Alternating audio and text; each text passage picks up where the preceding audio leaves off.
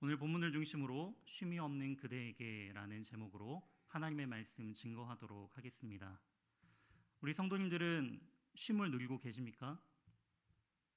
네, 아무도 자신 있게 네라는 대답을 안 하고 계시네요. 이처럼 우리는 참 이 시대를 살아가면서 쉼 없이 달려가는 그러한 시대를 살아가고 있습니다. 2012년 출간된 한병철 교수의 그 피로 사회라는 책이 있습니다. 그 책에서는 이 현대 사회의 성과주의를 비판하면서 이 성과주의 사회에는 이 피로라고 할 수 있는 이 피로라는 단어는 능력이 감소하고 그저 우리가 극복해야 할 대상일 뿐이다라는 부분들을 비판하고 있다라는 것이죠. 쉬는 것마저도 사치로 여기는 그러한 피로 사회, 잘 쉬어야 하는데 쉬지도 못하는 그러한 시대를 우리는 살아가고 있다라는 것이죠. 그러면서 우리가 마음껏 우리가 법적으로 정해진 휴가라든지 또한 연차 같은 것도 눈치를 보면서 사용을 해야 하고요. 또 최근에 이제 신방을 하면서 한 집사님은 교통사고를 당하셨는데 심한 건 아니지만 그 회사 일로 말미암아 그 입원해서 치료를 받지 못하고 출근을 하시면서 그렇게 치료를 병행하셔야 되는 그러한 모습들을 보면서 내 몸마저도 이렇게 제대로 또한 건사하지 못하는 이렇게 너무나도 피로하고 힘든 쉼이 없는 이 시대를 우리는 살아가고 있다라는 것이죠. 그런데 성경에서는요, 우리에게 이 안식을 명령하고 있습니다. 이건 선택이 아닌 명령이다라는 것이죠. 그렇다면 성경적인 그 안식의 참된 의미는 과연 무엇일까요? 그리고 그 안식에 맞춰서 우리는 어떠한 삶을 살아가야 하는 것일까요? 오늘 이 본문을 통해서 하나님께서 우리에게 명령하신 그 안식, 참된 쉼의 의미를 깨닫고 그 은혜 가운데 살아가는 저와 우리 신일교회 모든 성도님들 되시길 주님의 이름으로 축원드립니다. 오늘 2장 1절 말씀은 이렇게 시작합니다. 천지와 만물이 다 이루어지니라 라고 말이죠. 창세기 1장 1절에 태초에 하나님이 모든 그 천지 만물을 창조하시느니라 라고 시작했던 그 선포가 이제는 창세기 2장에서 그 모든 천지의 만물의 창조를 마치게 되는 것들을 우리는 볼 수 있다라는 것이죠.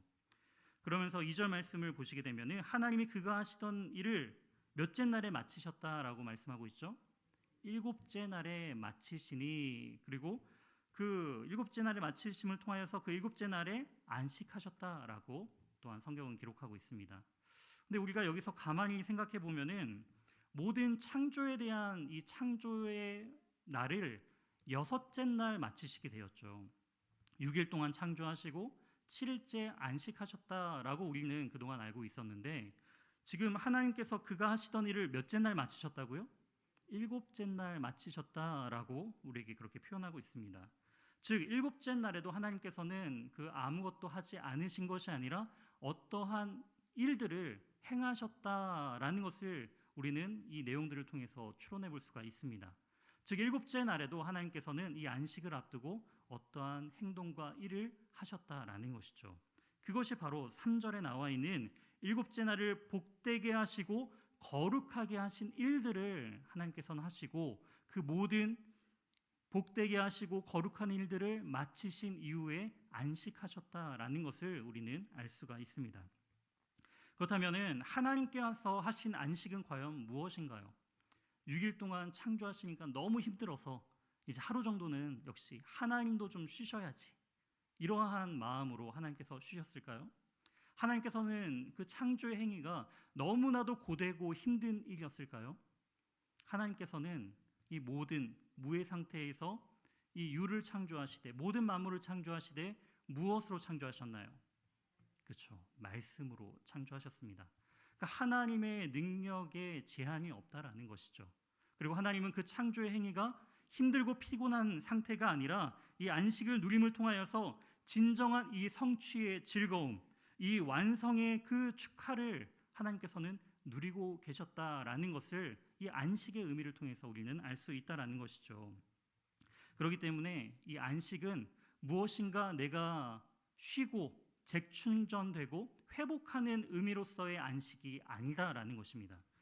사실상 이 안식의 더 정확한 의미는 중단의 의미가 더 가깝다라는 것을 알 수가 있습니다. 하나님께서는 모든 그 창조의 일들을 마치시고 이제 창조의 일들을 중단하시고 그 창조됐던 것들을 만끽하시며 그 즐거움을 누리시는 상태, 그것이 바로 안식이다라는 것이죠.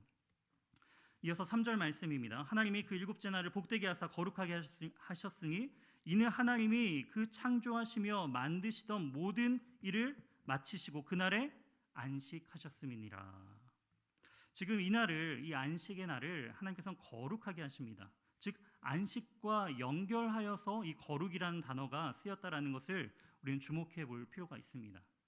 거룩은 하나님께만 쓰이는 단어죠. 그렇기 때문에 이 안식을 누리는 이들은 그 자신을 하나님 앞에 거룩하게 구별하여 드림을 통하여서 바로 이 안식일을 온전히 하나님의 거룩을 위하여서 사용해야 된다라는 것들을 우리는 또한 이 말씀을 통해 알 수가 있습니다.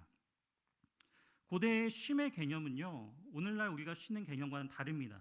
쉼은 모든 백성들이 쉬는 것이 아니라 오직 왕만 쉴 수 있다라는 것이죠. 또한 왕의 명령을 통해서만 쉴 수가 있었습니다. 그렇기 때문에 이 쉼은요, 신의 권위의 상징을 의미했다라는 것이죠. 쉼은 인간이 도전해서는 안 되는 그러한 신의 영역으로서 고대 사회에서는 이 쉼의 개념을 생각했습니다. 그리고 이 창조주만 가질 그 쉼을 하나님께서는 우리 인간과 그리고 하나님께서 택하신 그 민족들과 함께 누리기를 원하셨다라는 것이죠. 즉 하나님은 이 이스라엘 백성들을 통하여서 하나님의 특권인 그 쉼에 함께 동참하기를 원하셨다라는 것을 우리는 알 수가 있습니다. 하지만 이 쉼이 없는 그 시대 가운데 그 이스라엘은 살아가게 되는 것을 우리는 출애굽을 통해서, 출애굽기 말씀을 통해서 알 수가 있습니다. 이제 그 이스라엘 백성들이 애굽에서 400여 년간의 시간을 보내면서 그들이 거의 종처럼 살아가게 되죠. 그러면서 그들은 종으로서 애굽에서 살아있는 신, 그 바로의 영향력 아래에 있으면서 그들은 어떠한 삶을 살았나요? 마음껏 쉴 수 있는 삶을 살았나요? 그들은 종처럼 여겨지며 소모되는 존재로 살아가고 있었음을 우리는 알 수가 있습니다. 바로는 이 이스라엘 백성들을 하나의 소모품처럼 또한 하나의 노동력을 행사할 수 있는 그러한 노동력으로서 생각을 하면서 특별히 국고성 비돔과 라암셋을 또한 만드는 모습들을 볼 수가 있습니다. 여기서 특별히 이제 국고성이라는 표현 안에서 이 국고성은요, 곡식을 저장할 수 있는 그러한 장소를 의미한다라는 것이죠. 그리고 이 국고성을 짓기 위하여서 이스라엘 백성들을 어떻게 하나요? 벽돌을 만드는 일들을 시키잖아요. 그걸 통해서 이들은 더 많은 곡식들을 남겨서 잉여한 그 생산물을 가지고 또한 더 큰 부를 축적하는 데 이스라엘 백성들을 사용했다라는 것입니다. 자신들의 나라의 부를 위하여서 그 곡식의 풍성함을 위하여서 이스라엘 백성들의 그 땀과 피를 사용하면서 착취했던 그 애굽의 모습을 우리는 볼 수가 있습니다. 그러면서 이스라엘 백성들은 고통당하였고 하나님께 부르짖는 모습을 우리는 발견할 수 있다라는 것이죠. 이러한 모습은 꼭 요셉 때에 그 7년간의 기근을 경험했던 그 애굽의 모습을 또한 우리에게 보여주는 것 같습니다. 이러한 기근이 생긴다 할지라도 우리의 힘으로 이것을 견뎌낼 수 있다라는 그러한 교만한 마음으로서 그렇게 국고성 비돔과 라암셋을 건설하는 그들의 교만한 그런 모습들을 우리는 또한 볼 수 있다라는 것이죠. 이러한 가운데 하나님께서는 어떻게 하시죠? 그 종으로서 살아가는 이스라엘 백성들을 다시금 출애굽하게 하십니다.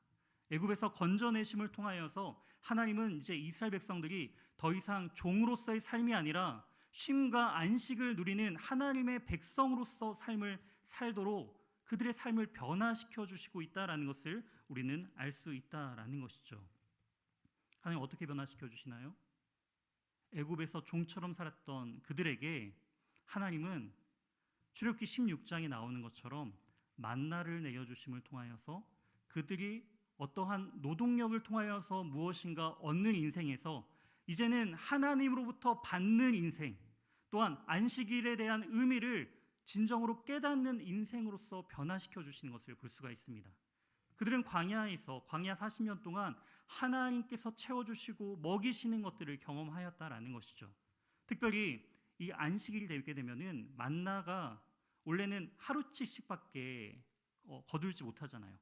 만나는 당일에만 하루치씩만 걷어서 다른 날이 되면 어떻게 되나요? 먹지 못하고 냄새가 나고 또 썩게 되는 것을 볼 수가 있죠.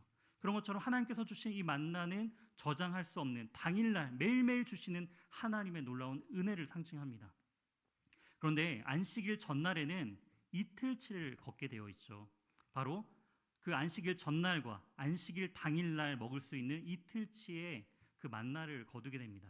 이를 통하여서 안식일은 온전하게 모든 노동을 쉬고 이 만나마저도 걷는 그 노동력을 쉬고 온전히 하나님만을 바라보게 하는 것이 그 안식의 참된 의미다라는 것을 알 수가 있는데요. 그 대표적인 부분들이 바로 출애굽기 20장에 나옵니다. 출애굽기 20장에는 바로 안식일에 대한 부분들을 우리에게 설명하고 있는데요. 출애굽기 20장 8절에는 이렇게 기록되어 있습니다. 안식일을 기억하여 거룩하게 지키라라고 말이죠. 창세기 2장에 나왔던 그 안식이 출애굽기 이 20장에 드디어 안식 1일로 지킴을 통하여서 하나님의 진정한 안식을 회복하고 누리도록 하나님께서는 이스라엘 백성들에게 명령하고 계심을 볼 수가 있습니다. 그렇다면은 이 안식의 개념은 정말 아무것도 하지 않고 쉼에 대한 의미가 안식일까요? 출애굽기 20장 9절에는 이렇게 기록되어 있습니다. 엿새 동안 힘써 내 모든 일을 행할 것이나 라고 말이죠. 즉 이 말은 무엇이냐면 온전한 안식을 누리고 안식을 지키기 위해서는 6일간 이 평일 동안 힘써 모든 일을 행하라고 우리에게 말씀하고 있다라는 것이죠. 이것은 즉 시간의 주인이 하나님이심을 또한 우리가 믿고 신뢰하면서 하나님께서 주신 그 시간 가운데 최선을 다하는 삶을 통하여서 하나님께서 주신 진정한 그 안식일을 누리도록 하는 것이 참된 안식을 지키는 그러한 의미였다라는 것을 우리는 볼 수가 있습니다. 그렇기 때문에 하나님께서 원하시는 것은 진정한 안식을 위하여 삶의 열매를 온전히 가지고 와 하나님께 영광 돌리는 것을 원한다라는 것입니다. 그렇기 때문에 우리는 이 온전한 안식을 위하여 평일의 그 6일 동안의 삶이 너무나도 중요하다라는 것이죠. 이어서 10절 말씀입니다. 일곱째 날은 내 하나님 여호와의 안식일인즉 너나 내 아들이나 내 딸이나 내 남종이나 내 여종이나 내 가축이나 내 문 안에 머무는 객이라도 아무 일도 하지 말라. 대상이 굉장히 포괄적이죠. 그 안식일을 지켜야 될 당사자 우리와 또한 그 가정 안에 포함되어 있는 아들, 딸, 남종, 여종, 심지어는 인간이 아닌 가축까지도. 동물들도 이러한 복지가 필요한 것일까요? 동물이 쉬게 한다는 것은 그만큼 동물을 통하여서 어떠한 노동력을 행사하지 않는다라는 것이죠. 일을 하지 않는다라는 철저하게 지킨다라는 의미를 또한 갖고 있는 것을 볼 수 있습니다. 또한 방문했던 그러한 객이라도 손님이라도 이 안식일에 온전하게 참여할 것을 명령하고 있다라는 것이죠. 즉 이 안식일은요 바로 공동체적으로 지켜 나아가야 된다라는 것을 우리에게 강조해주고 있습니다. 함께 안식을 누려야 된다라는 거예요. 나 혼자 누리는 것이 진정한 안식의 의미가 아니라 나에게 속한 모든 자들 그리고 내가 속한 것을 뛰어넘어 나와 만나고 또한 나와 교제하는 모든 사람들과 그 공동체 가운데 이 안식의 의미가 흘러 넘칠 수 있도록 이 안식은 공동체적으로 지켜나가야 된다라는 것을 우리에게 말씀해주고 있다라는 것이죠. 이처럼 안식을 지키는 데 있어서는 믿음이 필요한 것 같습니다. 내가 이런 손님의 입장에서 자녀의 입장에서 쉽게 말해 을의 입장에서 그 안식일을 지킬 수 있다라는 것은 특권이고 권리죠. 내가 그날은 쉬어야 되는 것. 그렇잖아요. 일을 하더라도 주 5일 근무로서 내가 주말과 또 주일은 이 쉬는 것이 보장이 되어 있어야 되는 거잖아요. 그것이 당연한 권리처럼 여겨질 수가 있습니다. 그런데 만약에 내가 그 반대의 입장에서 갑의 입장이라면은 정말 이 안식일을 지키기 위하여서 정말 내 경제적인 이득을 포기하고 또한 내 유익을 포기함을 통하여서 나에게 속한 모든 직원들, 사람들을 쉬게 할 수 있느냐라고는 그 부분들을 우리는 생각해 볼 수 있어야 합니다. 쉽지 않겠죠. 내가 관리자라고 한다면 그 일들을 잘 맞추기 위해서는 때로는 주말에도 아니면 주일에도 나와서 일을 해야지 그 일들이 효율적으로 빨리 마치게 되고 또한 더 큰 부를 얻게 되는 것이잖아요. 이처럼 온전한 안식을 위하여서 중단하는 행위, 나의 이득을 포기하는 행위, 그것은 참으로도 어려운 일인 것 같습니다. 이어서 11절 말씀입니다. 이는 엿새 동안 나 여호와가 하늘과 땅과 바다와 그 가운데 모든 것을 만들고 일곱째 날에 쉬었음이라. 그러므로 나 여호와가 안식일을 복되게 하여 그날을 거룩하게 하였느니라. 이 출애굽기 20장에서 다시 한번 하나님께서 창조주 되심을, 그리고 모든 만물을 창조하시고 마치신 이후에 그 안식일을 복되게 하시고 거룩하게 하셨음을 다시금 우리에게 강조하고 있음을 우리는 알 수가 있습니다. 즉 안식일을 통하여서 하나님께서는 이스라엘 백성들에게 무엇을 기억하라고 이 안식일을 지키게 하신 걸까요? 바로 하나님의 창조주 되심을 기억하라라는 의미로서 그 안식일을 지키게끔 하는 것을 알 수가 있습니다. 쉼의 의미가 아니다라는 것이죠. 하나님의 창조주 되심을 기억하는 것, 그리고 그 은혜를 온전히 누리는 것, 그것이 바로 안식의 참된 의미다라는 것입니다. 이처럼 우리는 어떻게 하면 이처럼 이 안식일을 복되고 거룩하게 지킬 수 있는 것일까요? 분명히 하나님께서는 이 안식일을 복되고 거룩하게 하셨습니다. 그렇다면 우리 역시도 그 안식일을 거룩하고 복되게 지켜야 하는데 그것을 어떻게 지켜나갈 수 있는가라는 것이죠. 웨스트민스터 소요리 문답 60문에서는 이러한 질문과 답변이 있습니다. 화면을 보여주시고 한번 같이 제가 질문을 하면은 이 답변을 우리 성도님들이 같이 한번 읽어주시면 감사하겠습니다. 안식일을 어떻게 거룩하게 하여야 합니까? 안식일을 거룩하게 하는 것은 그날 종일을 거룩하게 쉼으로 할 것이니 다른 날에 합당한 여러 가지 세상 일과 오락까지도 쉬고 그 시간을 공적 또는 사적 예배에 사용할 것이며 다만 부득이한 일과 자비를 베푸는 일은 예외입니다. 오래전 미국의 한 개혁파 교회에서는 이런 일이 있었다고 합니다. 좀 오래전 일인데요. 이 폭설이 이제 내리면서 도로가 다 마비가 되었습니다. 차도 움직일 수 없고 또한 미국은 다 이렇게 거리들이 멀잖아요. 교회까지의 거리들이 그냥 동네가 아니라 이제 수십 마일 떨어져 있는 먼 길들을 오고 가야 되기 때문에 그 미국에서 이제 유학하고 오신 목사님들 얘기를 들어보면은 폭설이 오면 그 주일은 쉬는 날로 이렇게 여겨진다고 합니다. 예배를 드리지 않는다고 해요. 그만큼 멀리서 와야 되고 위험하기 때문에 그 주일에 성도님들이 이렇게 와서 예배를 드리지 않는다고 합니다. 그런데 이 오래전에 이 폭설이 내릴 때에 한 성도님이 너무나도 예배 드리는 것을 갈급하여서 스키를 타고 교회당에 출석하였다고 합니다. 그랬을 때 일부 교회는 주일에 스포츠 행위를 했으니 그를 권징해야 한다라고 주장하기 시작했다라는 것입니다. 어떻게 이 신성한 주일에 스포츠를, 그것도 스키를 타는 일들을 하면서 즐길 수가 있느냐? 또 한편에서는 이러한 이야기를 합니다. 폭설을 핑계로 주일 예배를 결석할 수도 있는데 스키까지 타면서 그 열심으로 이 교회에 나왔으니까 이 사람은 당연히 칭찬받아 마땅한 사람이다라고 그 성도님들이 두 가지 의견으로 분분하게 싸우기 시작했다라는 것입니다. 어떻게 생각하신가요? 이 사람은 권징받아야 할 대상인가요? 아니면 칭찬받아야 할 대상인가요? 네. 그랬을 때 논쟁 끝에 그 교회는 이 질문을 통하여서 그 사람에게, 스키를 타고 온 사람에게 그 권징을 할지 칭찬할지 결정했다고 합니다. 그 질문은 뭐냐면 당신은 스키를 탈 때 즐기셨습니까? 즐기지 않으셨습니까? 네. 내가 스키 자체를 즐기는 마음으로, 기쁜 마음으로 스키를 타는 게 너무나 즐거워서 왔다라고 한다면 권징받아야 하고, 스키를 그저 교회에 오기 위한 수단으로 삼았다라고 한다면 그것은 칭찬받아야 한다라고 결정했다라고 합니다. 이러한 예가 우리나라에도 있습니다. 1960년대 고신교단에 박윤선 목사님이라는 분이 계셨습니다. 그 분이 이제 스푸너 선교사님이라는 이 선교사님이 한국에 왔다가 다시금 이제 미국으로 돌아가시는 가운데 그 선교사님을 배웅하기 위해서 이 100가지 이제 배웅하기 위해서 택시를 타고 이제 그 한국까지 갔다라는 것이죠. 그런데 당회에서 문제가 발생했습니다.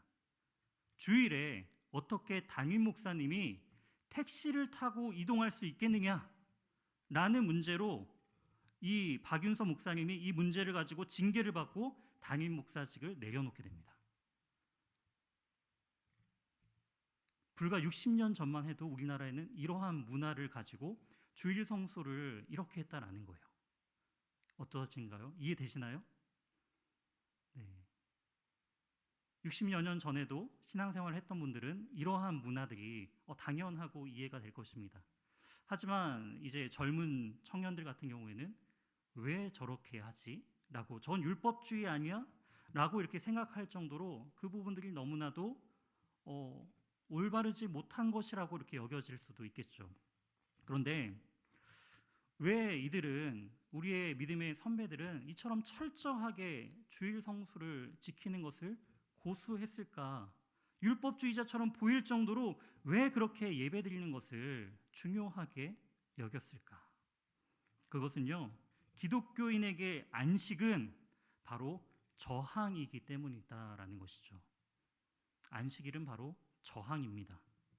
세상은 우리를 피로사회로 내몰고 있죠. 쉼을 사치로 여기고 우리를 지속적으로 일터 가운데 내몬니다. 계속적으로 무엇인가를 활동하는 것을 통하여서 경제활동을 통하여서 미래를 준비하는 것, 그것이 지혜로운 사람이 해야 할 당연한 것, 쉼마저도 내 미래를 위해서 포기해야 하는 것, 그것이 바로 우리가 살아가고 있는 사회의 현 주소다라는 것입니다. 하지만 우리 주님께서는 우리가 참된 안식 가운데 나아가기를 원하신다라는 것이죠.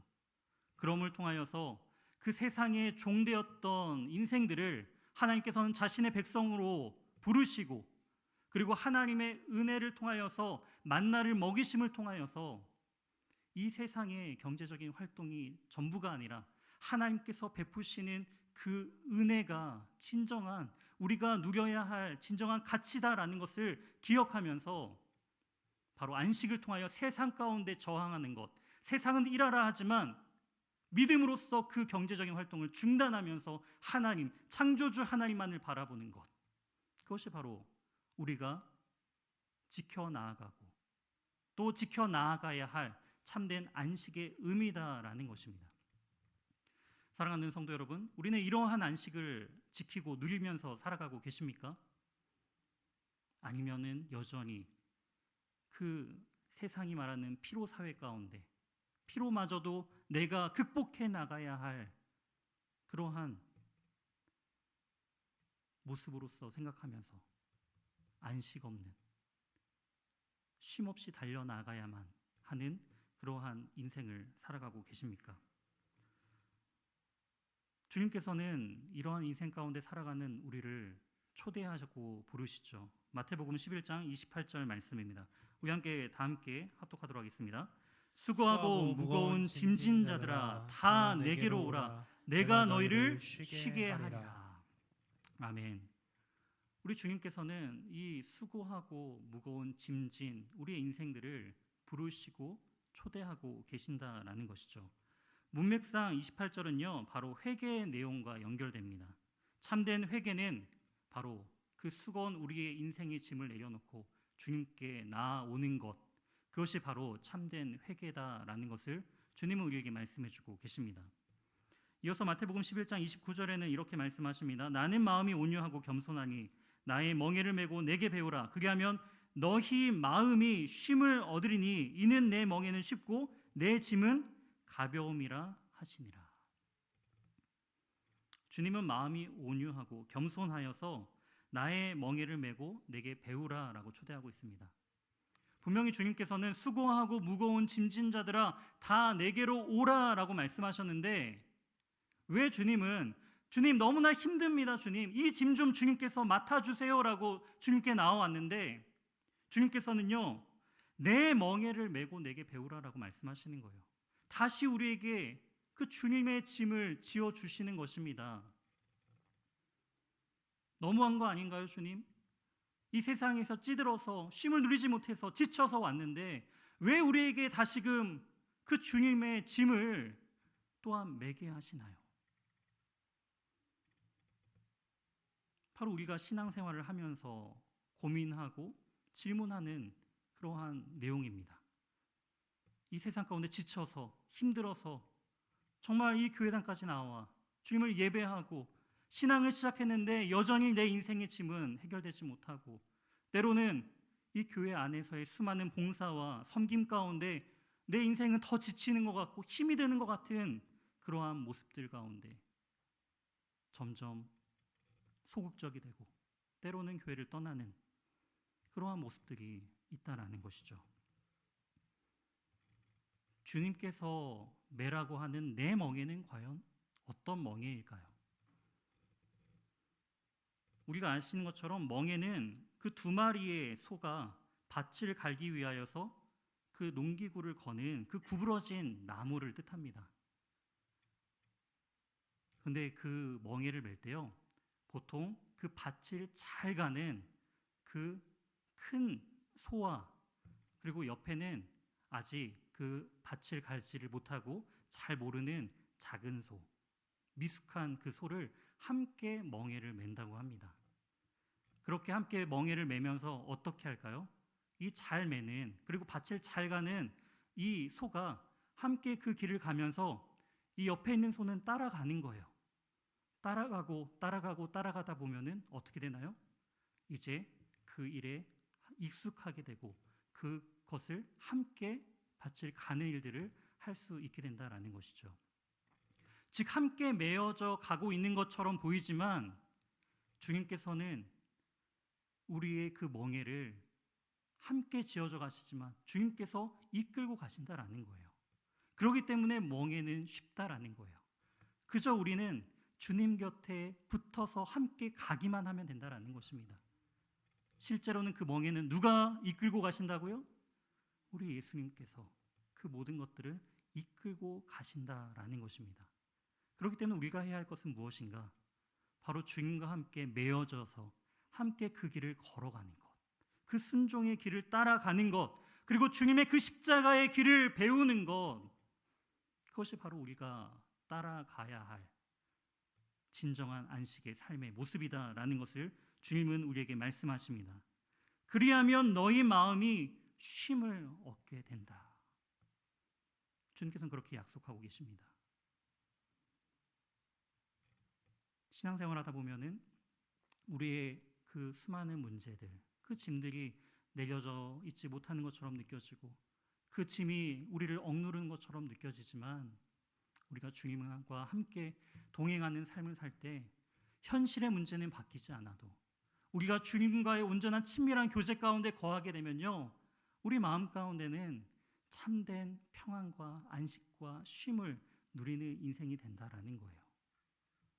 진정한 신앙인들은 그 삶의 문제 가운데 흔들리지 않습니다.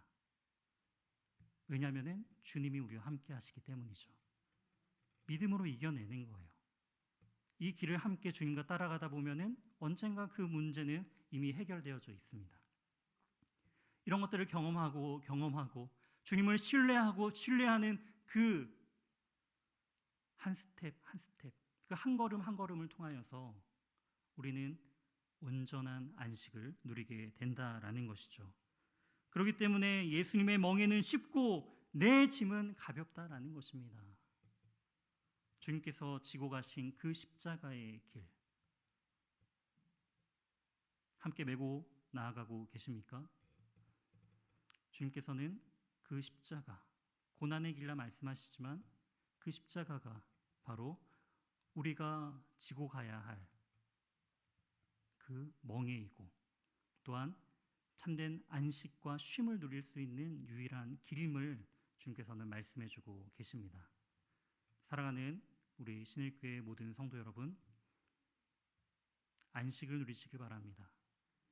세상에서의 그러한 쉼이 아닌, 그냥 휴식이 아닌 정말 창조주 하나님께서 나의 모든 인생을 이끌고 가시고 나에게 진정한 마음의 쉼을 주시며 참된 평안과 위로 되시는 그 하나님과 함께 그 믿음의 길을 따라가기를 간절히 소망하시길 바랍니다. 주님께서 이끄신 그 길을 온전히 따라 나아가 참된 마음 가운데 쉼과 평안을 누리며 나아가는 저와 사랑하는 신일교회의 모든 성도님들 되시길 주님의 이름으로 축원드립니다. 함께 기도하도록 하겠습니다.